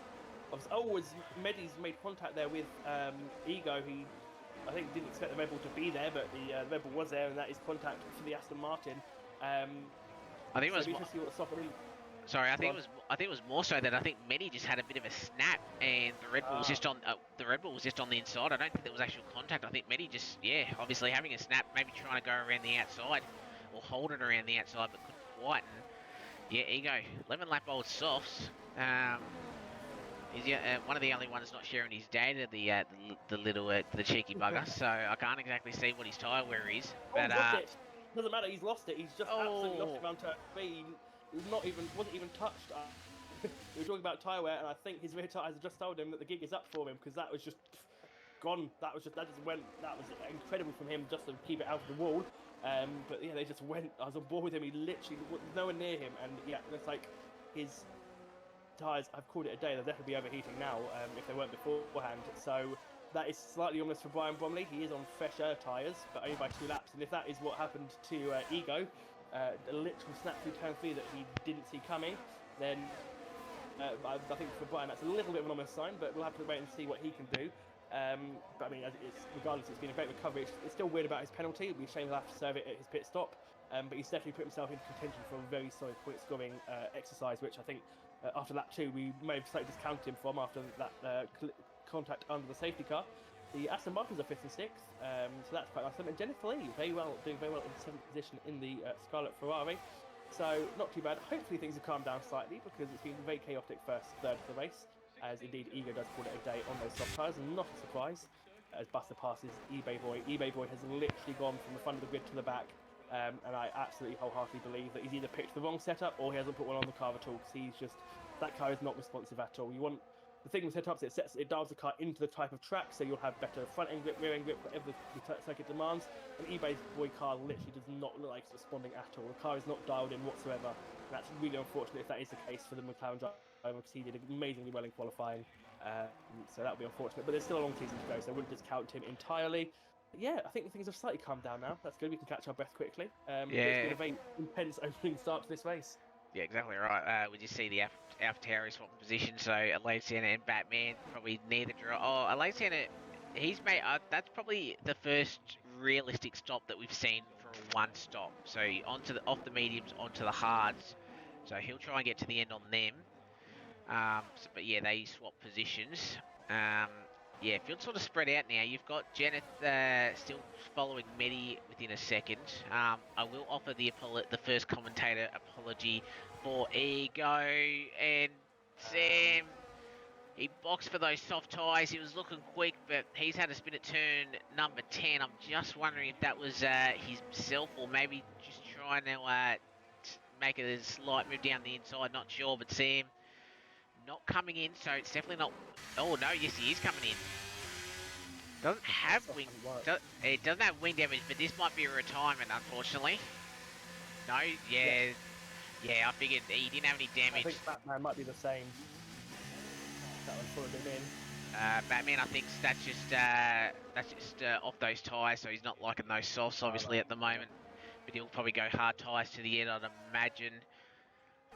But as we, I couldn't even get my apology out, ego, and then we had Sam spin. But yeah, obviously talking about the old softs, and accidentally catch him spinning at turn 3. But yeah, as we said, sort of field spread out a little bit. Obviously, we haven't seen much of Luke. He's 4 seconds out in front, loving life. Matty as well. Oh no, the Haas is coming out the pit lane right in front of him. Sam's car's coming up right in front of him. Hasn't cost him too much, I think, but it's not nice to see. That's the second time. Matty's got to watch out. Matty's got to watch out. I think there was a slight lift from Matty, just being ultra careful. He gained from Luke lost 3/10 and then he's gained it back from that, but that's the second time that Sam has slightly affected what's happened there. Come on, pull off. Thank you. Finally it pulled off because Powers nearly went into the back of him as well. So, alright, so unfortunately Sam, he's out, third retirement of the race. So 16 drivers left. We are very close to halfway through of our first round in Tier 2 for Inters at Barcelona de Catalunya. So obviously a circuit that may not be on the real life calendar for long, but we'll have another couple of years of it in game at least. And at the moment it is Luke that has a 4-second lead over Matty as he's just about to start lap 16 of 33. Matty running well in P2, and then Powers, who I believe started in P13. Here your position changes. Powers up 10 spots. Brian up 1 after an early collision under a safety car. He's made some good ground, but he'll have to stop again. J-Man up 3. Matty down 3. Jeneth is coming in, and I imagine that is a proper stop. Give me the tyres. He's going on to the hard compounder tyres. So... Yeah, so I was going to say undercut is very, very powerful around here. So you want to make use to it, and you can see he was in this particular battle with Ethimon, Battlecat, Dan and Buster. So he'll get a big undercut and a big advantage if he can get some clean air, which I believe he will. He'll have one of the AvTauris behind him. But I think he does come out in clear air, so this could be a big, big break for Jeneth to get ahead of all these fighting drivers. Yeah, absolutely. That's a very smart choice there from Jeneth. What feels like finally was a planned stop instead of an unplanned pit stop. Going back to the top 4, Brian last lap did gain a 10th on Powers just over last lap, but he's lost it now. I think those softs, 13 laps, are definitely going to be hitting the cliff. I think Brian might try and push it out because he knows that likelihood is that the top 3 might be going medium hard. So if he can push these softs out a little bit longer and he can go to the medium, then he would definitely have a tyre advantage over the top 3, being on the medium to the hard. But he's losing a lot of time. J-Man's closed in a lot. It was 17.7. It was a 17.1 from J-Man, 6/10 on that last lap alone. Yeah, it was a last lap as we just have a quick look at these guys coming down the start-finish straight. The Battlecat doesn't decide to send a move down the Ethimon, so I can tell you last lap, the 2 drivers in the top 5 that were in the 16s were Matty and Powers. Powers was your quickest driver on that last lap in the top 5. So it was only about a 10th and a half compared to Matty and Powers. So Powers obviously got that 6-second gap that he's got to try and close in. We've got Cuds coming into the pits to come in for those hard compounder tyres. But you can see a lot on the track map down at your bottom right. A lot of the field is spread out, and you've sort of got these 3-way battles per se. The one for Ethimon, Battlecat, and Dan. And then a little bit further up, you got Brian obviously struggling, J-Man and Medi as we got a yellow flag. And I think eBay Boys had another moment through turn 9, sorry, 8, 7 and 8. Thankfully, I think he's kept it out of the wall. So he should be right. As Powers is in, he's going to try a bit of an undercut. As Brian's in as well. Yeah, definitely an undercut. The thing is now that will push. I mean, Brian has done 14 laps on those softs, but this undercut now, what will Powers go on to? It is a set of the hard tyres. So Powers going for the hard tyres, gambling early for an undercut could definitely be, well, you said it's very powerful, it is very powerful. But now Luke and Matty, do they respond immediately by dropping off the hards, or will one of them decide to stick it out, risk being undercut, but perhaps go for a set of softs at the end of the race? Medium soft is a viable strategy. Brian has done 14 laps on soft tyres, so it is viable, but they'll have to hang it out for at least another lap to be able to make it to the end, and they will not be feeling too fresh at the end. Brian was losing a lot of time for the cars behind, and he pops out just behind Santa, who's just behind Buster. You were saying Jeneth was fighting with Buster, because if he was, then he's pulled a nice little undercut. 2 seconds is the gap, if that is true. Yeah, that was very nice of Jeneth. Yeah, that was the battle that he was in. Just having a look. Obviously, Brian a little bit lucky in terms of making that stop under the safety car, because he can go into those mediums till the end of the race now. So he's actually on a better tyre, and with the undercut on the mediums, he won't close into Powers. Like, he won't close. I think it was like a 5-6 second gap at the time, so he won't really. He'll eat into it, but he's not in any danger. And like Luke and Matty, they can afford to stay an extra couple of laps, buy themselves some more tyre at the end, being that they have got such a big advantage at the start. As Brian making those the new mediums work nicely, getting past the lane centre on those 6-lap-old hard tyres. As we got Ethimon and the Battle Cat still fighting as we go into turn number 1. Ethimon takes P5 back from the Battle Cat. Dan just sitting there, third car in train, as Buster sets the new fastest lap on those brand new medium tyres. So that's the advantage of an undercut, the fastest lap, and was about 2.2 seconds quicker than the leader that last lap. Wow, so Powers absolutely putting himself in a prime position here to get a massive undercut. If that's the power of the fresh tyres, and of course Powers on the slightly harder compound, but they'll still be absolutely rapid compared to that of the leaders. Luke coming around the penultimate couple of corners now. Will it be a dive in for the Mercedes? Nope, he's sticking it out for another lap. What about Matty? He might be getting a little bit nervous here, because he was obviously the next car up from Powers. Is he going to stay out? He is. I wonder if Matty's going to try and pit with Luke instead of trying to undercut him. Gap is 6.1 seconds, so quite healthy for Luke. Luke doesn't need to worry about the undercut so much for Matty. If Matty beats him into the pit lane, Luke will definitely have a lap to react and probably still have a nice-ish lead. The two Aston Martins have found each other, third and fourth. Neither have pitted. Well, Medi's pitted, but we assume he'll pit again for a set of soft later on. He's on 17 lap on hard tyres. Let's see, Powers is 6 seconds behind Dan, so he's got a lot of clean air. What can Powers do up to the lines at fastest lap? Not quite, but it's definitely a lot quicker than the leaders, so it'll be interesting to see what he can do with all that fresh air. And Buster, on those medium tyres, is now in DRS striking range of Jeneth. Jeneth has had the short-term success of that undercut, but he's now having to pay the piper on the hards. Buster's not going to be close enough to make a move into turn 1, but he'll certainly think about it going forward. Yeah, and there's a few battles further up. Battle Cat and Ethimon still fighting. Medi might try and have a bit of a gamble to sew up that final podium spot. I suppose he could.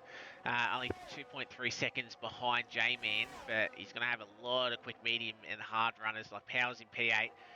And I guess that's the thing Matty has to watch out for. Matty, yes, he's got 10 seconds to the car behind, but he is racing Powers. As we have a quick look at the lead, Matty is 6 seconds off the lead. Powers is 30 seconds, so that's about a 24-second gap. So I feel like Matty has to come in probably at the end of this lap, otherwise he may be jumped from Powers. He may very well be, but he is now... He's now, by extending this lead, as Medi does dive into the pits, Medi going to try and undercut his own teammate. He is now making the medium soft a far more viable strategy. He probably doesn't want there to be a cliff at the end of his stint, so he's going as long as he can on the mediums, so that he can keep the softs in a usable condition for most of the race. But as he's going to come up behind Powers, as Medi does go for the softs, so Medi onto the softs will now signal to the rest of the grid that the soft tyres are now a viable strategy to the end of the race. Ethimon going to try and undercut Battle Cat in their battle. He's also going to soft, so soft tyres are now, we can safely say, will make it to the end of the race and not probably explode on you. So that will probably signal to the leaders that it is time to come in, and that perhaps the soft tyres will be the tyre of choice. But Powers now has to absolutely put his foot down. He will want a bigger gap as possible to Matty, in the hopes that Matty uses up his tyres to get onto the back of Powers and then doesn't have any tyre left. But I somehow doubt it. It'll be interesting to see what the plan is from now on. Yeah, it's all to play for, as we've got 4 drivers yet to make their compulsory pit stop. Luke, Matty, J-Man, Battlecat, and at this point you feel like all those guys will be going on to the soft compound tyres to have the quickest rubber available at the end of the race, as Matty is the first one to blink. And I don't know if he might have sneakily heard me, but he definitely needed to come in as Powers is coming around turn 13. I think Powers might actually have him. Obviously, Powers will be 2 compounds harder. But as we come down, it was about a 6-second gap when Powers did come in. Does he jump Matty? He will. Just. So he just, but as I said, those soft tyres are really going to help him get that position back. And I think Powers, it's whether or not Powers can hold on to a podium, because Buster obviously about 8 seconds behind on the mediums. Dan's got to stop, so I think Powers still might have third, but I think he's going to struggle to hold second at this rate, I think. Yeah.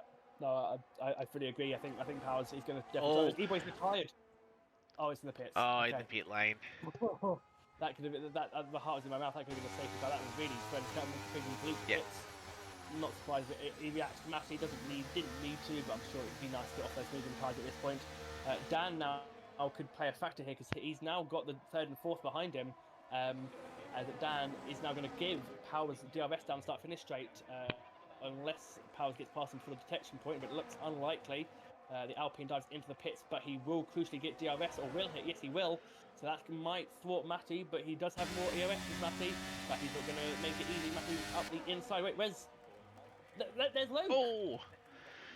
So Luke obviously having a bit of a slow stop. Not sure what happened there. He might have actually had a bit of front wing damage, because... Oh, no, it was only a 2.2 second stop. So obviously, whether he just made a mistake on those old medium tyres, but he's now back in P3. Matty is your effective race leader from Powers, from Luke, and Matty, he's going to have to use this clear track while he can, because he didn't quite have Luke's pace early on, but Luke's now going to have to make 2 overtakes for this win now.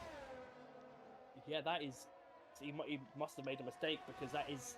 Even 6 seconds clear. We know the undercut's powerful, but 6 seconds worth of power, especially seeing as Matty was in dirty, yeah, yes, he had DRS, but DRS isn't worth that much. Yeah, I'm just trying to see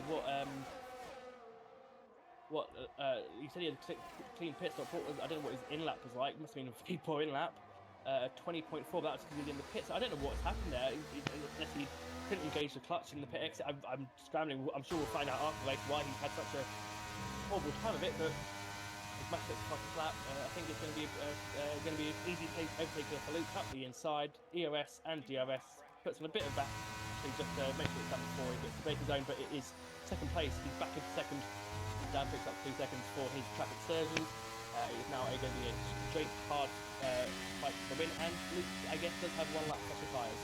It won't be a massive difference, but I guess everything helps in this scenario.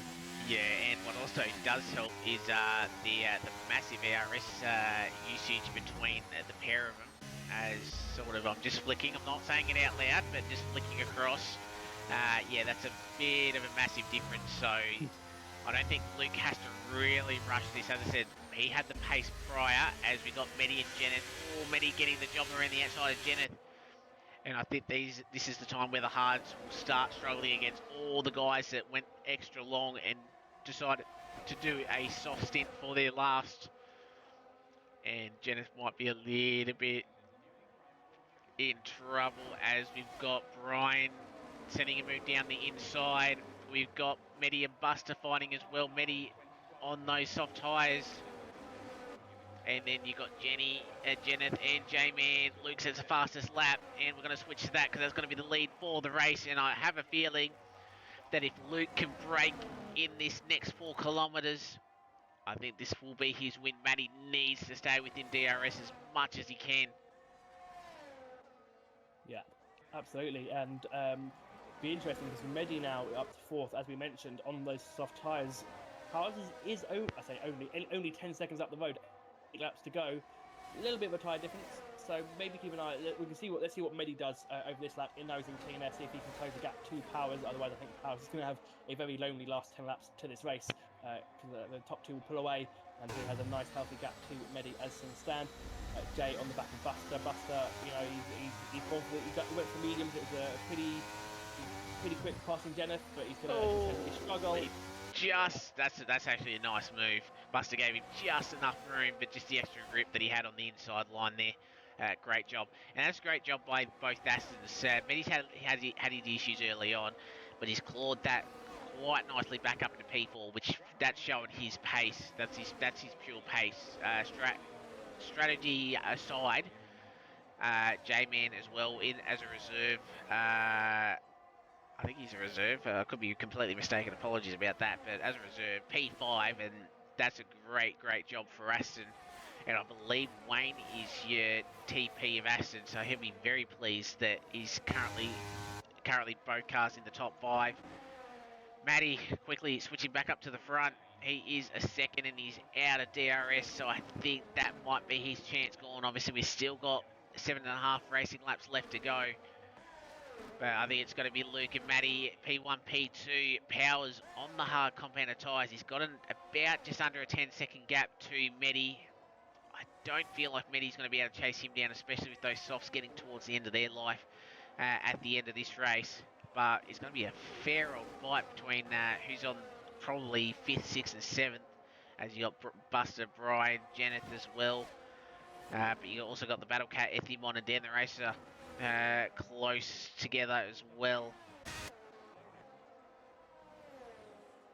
As Luke, Luke comes across the line, start lap 27. Matty a bit too far back now, so it's pretty much going to be the fight between Brian and Buster. But Luke, we've seen it's been a all right race. I think safety car lap 1, we've actually seen guys obviously keep it out of the walls, and we've had some good little scraps. But yeah, with the field spread, it's definitely allowed different strategy options because people have come out in clean air. They've been able to get the undercuts working nicely. So, and surprisingly, that a lot of guys did go the medium soft. So I'm surprised. I was surprised that the tyre wear sort of held on that for that well.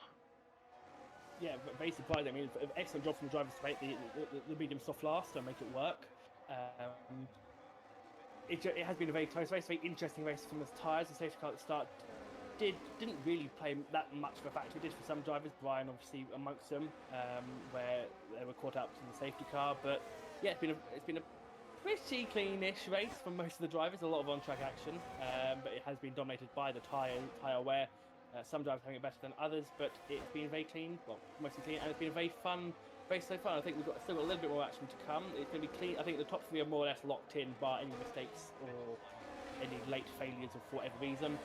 But I think we might have a little bit of a battle further down the field, especially for 6th, Buster and Brian. Jennifer Lee not too far behind, but he's talking about Battle Cat and Effie, who are not far behind them for the bottom end of the top 10. So I think we're going to see a bit more convergence as the race goes on, especially as the soft tyres do start to run out. Medi's 7 laps, he'll have to be doing 13 by the end of this race, if not 14. So that will be a little bit of a stretch. We saw that Ego struggled. He had a massive spin when his tyres went off, and Brian does get past Buster on slight second. He didn't get that much better. So soft tyres will start to get expected in the next couple of laps, but I think for most of the drivers, the gaps they have are close enough so they won't have to worry about being overtaken from behind. Yeah, and I thought Buster might have been able to get a bit of a switch back through turn 2 and 3, but not quite. So Brian gets the job up into the top 6, but Buster, I think, will try and get that spot back. That Battle Cat Ethimon battle, Battle Cat's sort of gotten away from Ethimon. So Battle Cat currently holding P9, Ethimon, our final spot into the 10. Remember, points do go down to P15, so all drivers currently on track will all be finishing as Ethimon. As soon as those words come out saying 15 still on track, Ethimon decides to make me have a little bit of a heart attack and bloody nearly throw it into the wall. But Ethimon is just about right. Battlecat just picks up a 3-second time penalty. So he did. How did he do that? He must have went wide, out, maybe the outside of turn number 10. But that's 3 seconds. Yeah, that's 3 seconds for Battlecat. So he's now going to have to push if he wants to keep that P9. Looking back to this Buster and Brian fight. Buster stays behind. Yeah, I think Butler's going to buy his time a little bit. He knows he probably has the pace a little bit on Brian. It's been an excellent recovery from both of these drivers. Butler, obviously, from his disqualification and qualifying. Brian, from his lap 2 contact and having to pit for a new front wing. He's really made that soft medium push work really well for him in the Mercedes. I mean, Mercedes are going to score quite well, 1st and 6th. Aston Martin are going to score strongly in 4th and 5th. So those two teams especially will be good. Not a bad day either for Red Bull. I know I mentioned at the top of the race that I was saying Red Bull would definitely have a chance. Matty 2nd. Ego, I know, will be disappointed in 12th. He's on 16 lap on hard tyres. He was unfortunate not to make the softs last any longer to get onto mediums. I mean, his tyres as they are probably feeling pretty bad. So unfortunate for him, but yeah, it's been very interesting. And look, the top 4 different teams in the top 4, and out of the top 10 there are only 2 teams that have both cars in the top 10, so definitely a good spread across all the different constructors and teams. Yeah, but definitely one thing I'd say is Mumba picking up the tier 3 victory. Matty currently in P2, so it's been a good shout for Red Bull with the overall. Obviously, long way to go before we hit round 17, but it's a good start and a good pickup from Matty as well. We know how quick Matty can be on his day. And he's quite consistent as well, so he can be a little bit unlucky at times. A lot not his fault, but yeah, it's fantastic to see Matty up there in P2. Obviously, just not quite having Luke's pace around this particular track anyway, so it's going to be interesting about the fight further back or further along this calendar season. Back on the Buster and Brian. DRS. So we've got about 3.5 laps left to go. Luke Costa's the line to start lap 31, so it is now 3 laps left to go. 3.6 second lead over Matty. Powers is holding onto those hard tyres. Matty has only closed in by about 2.5 seconds, but it's going to be Buster and Brian that's going to provide a bit of entertainment for us in these final couple of laps. As DRS from Buster, it's got to be who wants to get the run through the final corner on that second last lap leading onto the final lap, because who wants to lead into that corner? Because as I said, DRS is very powerful, as we know. Both drivers probably about similar battery usage.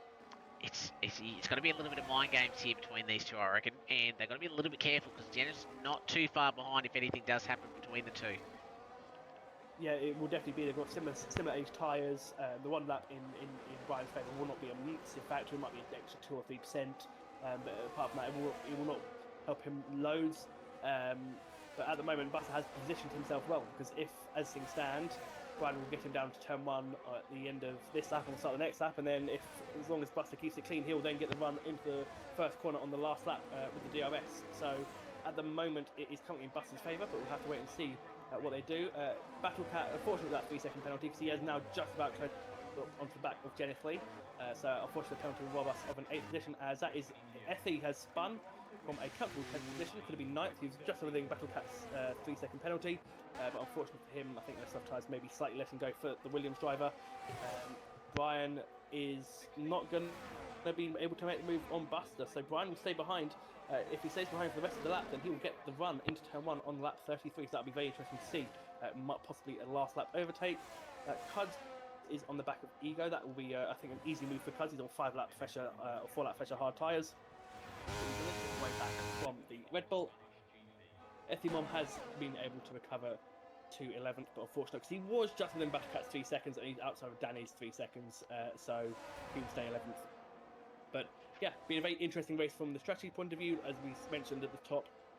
A very hard track for tyres. I think Portimao will be slightly nicer on the tyres, but again, it'll be interesting to see what they can manage to do as we head on to the last lap with Mr. Fallow. Yeah, we watching the Brian Buster sort of battle. I think Brian had a bit of a moment coming onto the second last lap to potentially have a move at that second last lap, but he might be in a little bit of trouble here. Maybe his tyres are starting to go off, because we're hit about the 8.5 mark. I don't think he's going to have enough pace to actually get the move done, so he's going to have to try something cheeky maybe at turn 10, because is closing in, but it's not going to be enough. So Brian currently will stay in P7 as the Battle Cat does get Jeneth for P8, but again, that 3-second penalty, so Jeneth should get that position straight back. Batman picking up a 5-second penalty for ignoring blue flags. So I think that was letting the leader through, but yeah, obviously a bit of an issue there, but no harm, no foul. But we're going to have a bit of a look at our leader. It's covering through the final sector. He's got his red fuel light flashing, so might have underfueled a little bit, but the first safety car might have helped. But Luke has been absolutely flawless in this first round of Tier 2 for Inters, and he comes through the 14th and final corner. It will be Luke Fellow who will pick up your first victory in Tier 2. Fantastic effort. Pretty much flawless. Matty AU, he'll be happy to pick P2. And coming through on the line, it is Powers picking up the podium.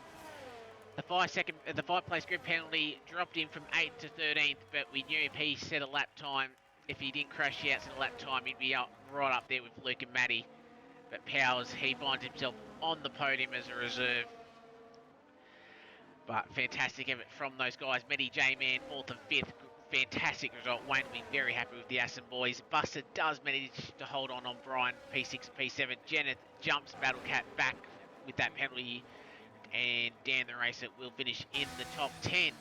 But, yeah, Luke, fantastic race from, I'd say, the top 4 in different ways. Luke and Matty were flawless out front. Powers fighting his way through, and Matty, after that mistake early on, making the 2-stop. He had plenty of pace and just missing out on a podium by, I think, about 7 seconds. Yeah, a bit unfortunate there, but I mean, it's still an excellent drive. As I said, all four top drivers tried different strategies. Well, the top 2 didn't, but the 3rd and 4th did. And yeah, I mean, Powers' excellent recovery drive. I think Luke, we all knew, we all had predicted him after that pole position to get the win. Not too dominant, 4 seconds, well, 4.5 was the final gap. So not an absolutely crushing win, but certainly a fairly emphatic one from the Mercedes team. And I'm sure that Mathieu will be very happy with P2. It's a good start to the championship in his regard. So excellent race, and it definitely sets the precedent going forward because, well, one race down, and we already have several drivers that were definitely up there in terms of the pace. Yeah, and that's going to be the fun part throughout the season and watch those battles happen. But looking at your race result, Luke, he picks up maximum points. He gets the race win. He picks up the fastest lap, and he'll bring home all points for Mercedes-Benz. Matty in P2, Powers in P3, Matty, J-Man, Buster, Brian, Jeneth, Battlecat and Dan the Racer finishing inside the top 10. Ethibon with that late spin, unfortunately dropping him to P11. Massive Ego in P12, Cuds in P13, Lane Center in P14, and Batman, he finished a lap down, but he'll still pick up a point, finishing the race. eBay Boy, Sam, Granny, and the letter P were your 4 DNFs, unfortunately. Yeah, unfortunate there for those that lost. Major loss also for Haas. I'm not saying that because I'm a Haas driver, but Haas nil points from today, no points from them. Unfortunate for them, but yeah, incredible race. Howard has already joined us in the commentary booth. He's evidently very much wants to tell his story of what happened during that race. He's jumped straight in the comments box to tell us all about his race, and I'm sure we'll get to him in due course. But a very good, clean race there from the top 4. Fascinating storylines going forward.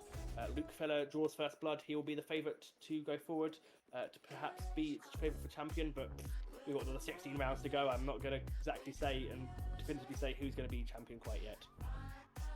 Yeah, and that's the thing. It's you can have one race, but it's 1 of 17, so you can't exactly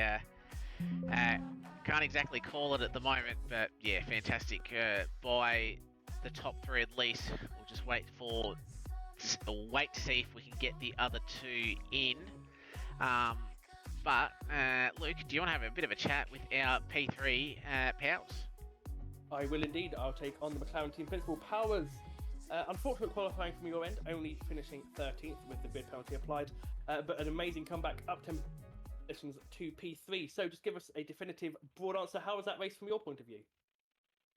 Yeah, I feel like it was a pretty decent race from my point of view. I had some great pace in quali. I was on for a 1:11.7 in that last lap before I DNF, but I unfortunately had a little mistake through there, and then also invalidated for the last corner. So there was that, but then coming into the race, I had that early safety car. I was up 2 places. 2 people pitted under the safety car, so I was up another 2. I was sitting in 9th, and then I just kind of just steadily, slowly made my way through everybody, and then got up into the podium, and then I made the pit for the hards earlier on, which gave me an undercut on both Matty and Fallow, but them coming out on fresh softs, so it was never going to last. But overall, I was pretty happy, and I managed to hold Matty off on me hards with him on his softs, so happy to come over the podium for the boys. Yeah, absolutely, and excellent start for you. I know you're McLaren team principal, so obviously that's even better for you to get on the podium. You mentioned just now the tyre situation. Was it always your intention to go medium hard, or did you realise that maybe medium soft was the better choice to go? The strategy was always medium hard to me. Just felt like the hards had some good pace on it as well. So as you probably saw, I was Matty was struggling to pull. I think he's pulling like 5/10 on me a lap. I think he's pulling like 5/10 on me a lap, and that was it on his soft. So the hards definitely had some quite decent pace. So I was pretty happy with the decision I made in all of them. Yeah, absolutely. So regardless, not too bad at all. Portimao next week. How's the team generally feeling for Portimao? I think the team's feeling pretty good. I've got Websy and Sean there. I think Websy's off tomorrow, but Sean's should be there. But we'll focus on tomorrow night's race with Tier 1, and then we'll look to Portimao from there. Well, but very well done from you. Obviously reserving tonight for your home team of McLaren. Excellent job. P3 from P13 on the grid. Well done, very much, Powers. I think you can take Scotty if you'd wish. Matty, are you our runner-up? Yeah, I definitely will. Matty, great job from you, as always. Keeping your P2. I know both you and me were in a situation last night in another league that we tried to gamble and didn't quite work, but pace has been good for you. Couldn't quite hang on to Luke there, but you must be really happy with the P2 in the opening round. Yeah, I just track I had no pace in, so I was just happy to be on the podium. I was doing a few laps before the race and they were pretty crap, and I was thinking, well, maybe top 5, maybe. And then, yeah, had a really good lap on the last quali lap there for me, and yeah, just sort of held on there, I suppose. But I guess that's what you sort of do when you do have a race that you're not really great at, that you can capitalise on maybe other guys' misfortune, or you do find yourself a rhythm. And obviously Red Bull, Mumba last night picking up the win, yourself P2, Massive Ego did finish in P12, so it's still more points for Red Bull. Yeah, it's been a good weekend so far, I suppose. But yeah, I'll take P2 and get the hell out of here because I was fucking sliding everywhere. Yeah, no, all good. But yeah, that's a fantastic race from you. Same question, Portimao, the sprint. I know there's a few comparisons between Barcelona and Portimao, but how are you feeling about next week? Do you one that hates one likes the other? Yeah, I actually like Portimao, so it's a funny contradiction, I suppose. But yeah, I should go all right. If I'm racing, I don't know if I'm racing. So if that's the case, I'll miss the next 2. But we'll see how we go. If I'm racing, I expect to do all right because I do like Portimao. So yeah, we'll see how we go. It's a sprint weekend too, so yeah, see how we go. Yeah, hopefully we can get you in there. If not, we'll obviously see you in a few weeks anyway. But Matty, again, big congratulations on P2 and the first podium of the season. Easy. Cheers, boys.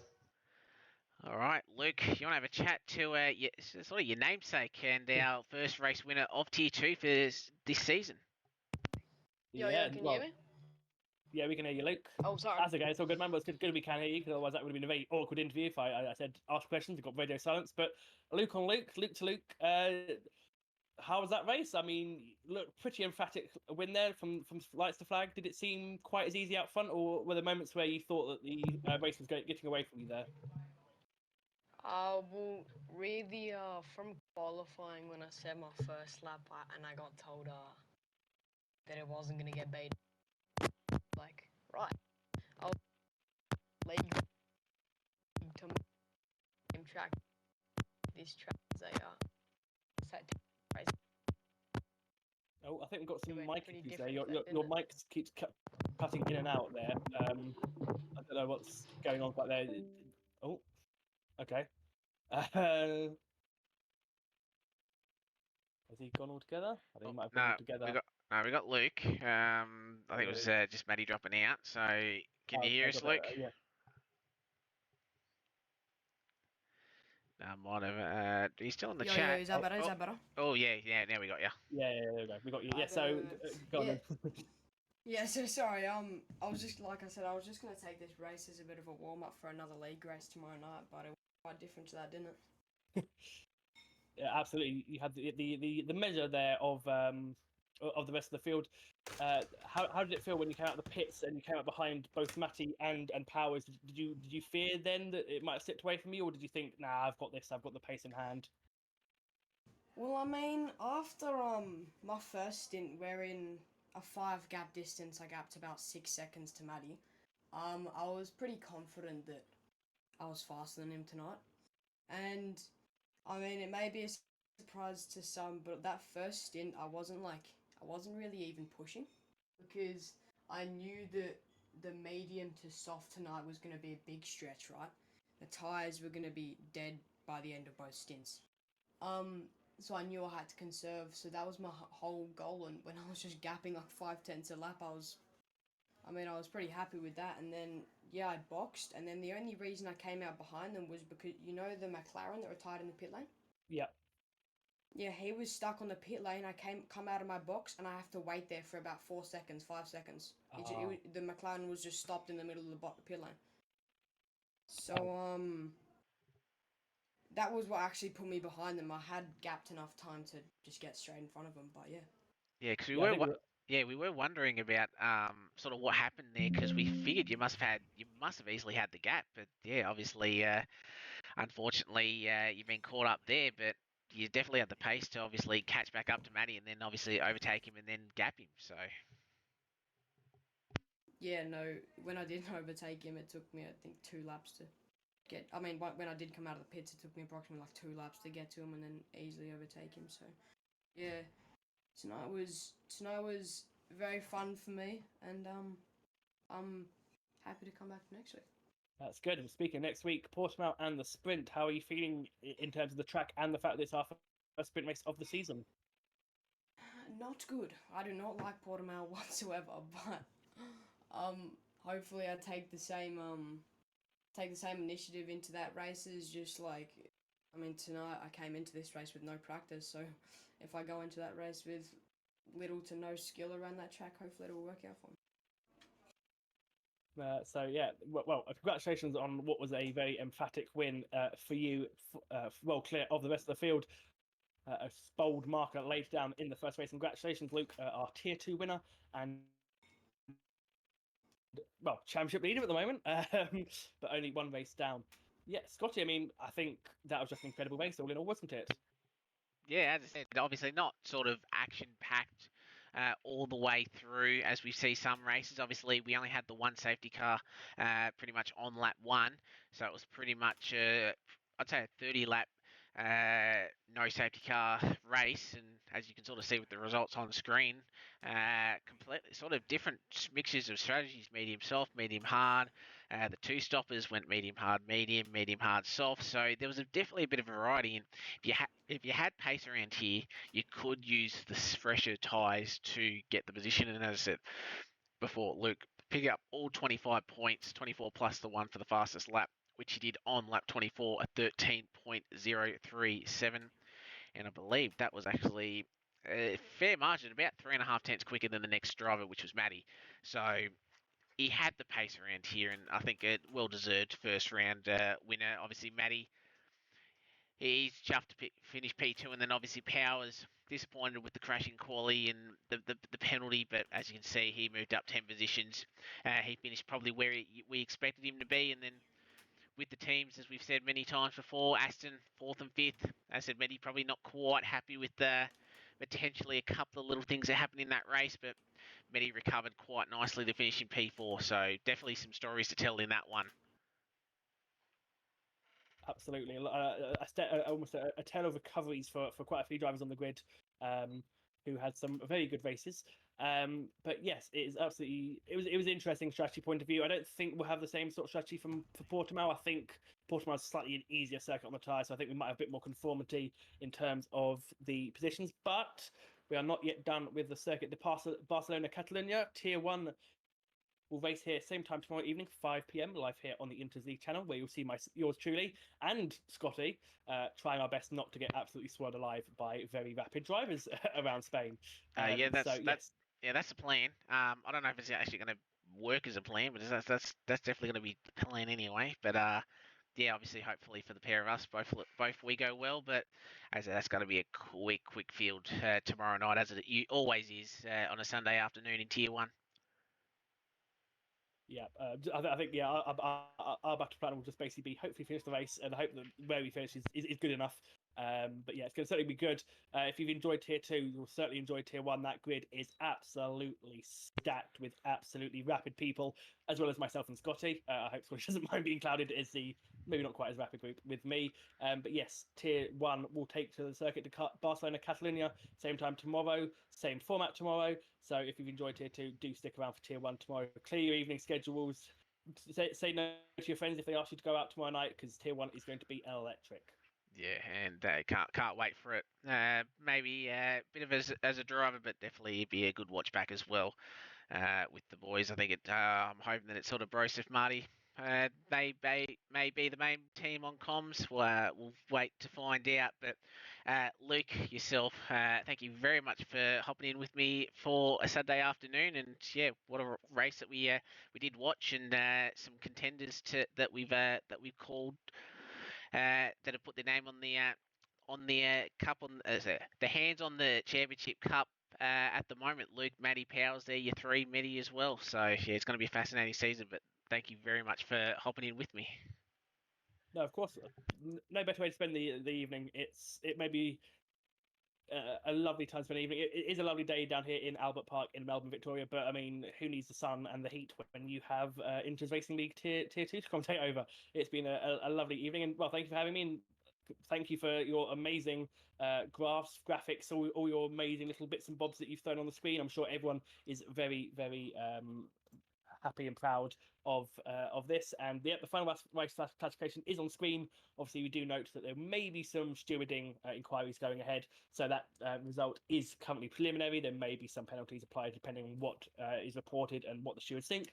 But yeah, it's going to be a fascinating season. We're only one race down, so a long way to go.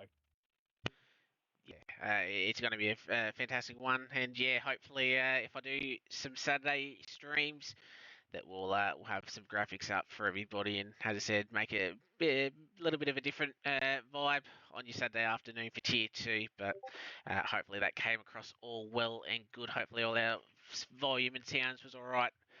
But as I said, we'll end it there, and me and Luke will say goodbye for now, and we'll catch you tomorrow afternoon at 5 p.m. for the quickest hit into Season 6, Round 1 at Barcelona. So can't wait to catch you then. So until next time, bye for now. Goodbye.